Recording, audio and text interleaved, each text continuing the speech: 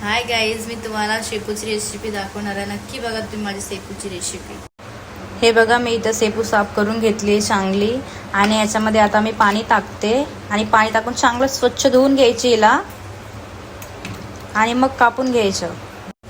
हे बघा, भाजी मस्त स्वच्छ धुवून घेतली आहे मी ना आणि कापली पण आहे तिला मस्त बारीक बारीक.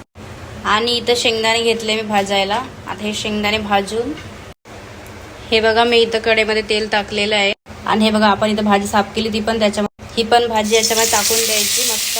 हे बघा भाजी टाकून आणि हिला चांगलं कलतून घ्यायचं, खालवर करून घ्यायचं.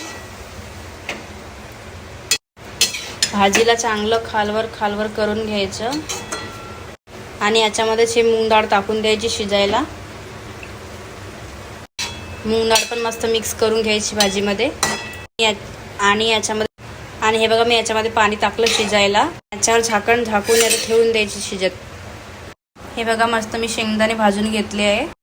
हे बघा मी मस्त शेंगदाणे साफ करून घेतलेले आणि बघा आता आपल्याला मसाला रेडी करायचा आहे. मसाल्यासाठी बघा मी काय घेतले, शेंगदाणे आणि मिरची आणि लसूण आणि हे मीठ आहे इथं आणि हे जिरा आहे.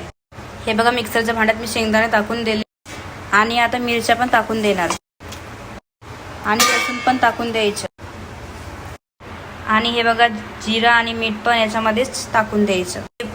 हे बघा मसाल्यामध्ये थोडं पाणी ॲड करून द्यायचं आणि पेस्ट तयार करायची. हे बघा आपलं पेस्ट तर रेडी झालेलं आहे आणि पेस्ट ज्यादा जाडसर पण नाही आणि बारीक पण नाही, असं मीडियममध्ये बनवून घ्यायचं आहे. आणि हे बघा आपली मस्त शेपूची भाजी तर शिजून गेलेली आहे. मस्त भाजी शिजून गेली आहे बघा, डाळ पण त्याच्यामध्ये शिजून गेली. हे बघा मी इथे कढईमध्ये तेल टाकलेलं आहे आणि बघू शकता तेल चांगलं करून गरम होऊन गेलेलं आहे आणि जे पेस्ट आपण बनवलेलं होतं ते याच्यामध्ये ॲड करू.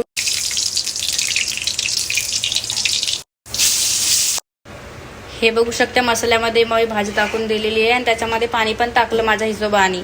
तुम्ही तुमच्या हिशोबाने तुम्हाला किती पातळ करायचे तेवढं पाणी टाकू शकता. हे बघा आता 10 मिनिट भाजी शिजू देते. ही बघू शकता आपली भाजी तर आता शिजून रेडी झालेली आहे आणि मी आता गॅस बंद करत आहे. हे बघा कशी शिजलेली आहे.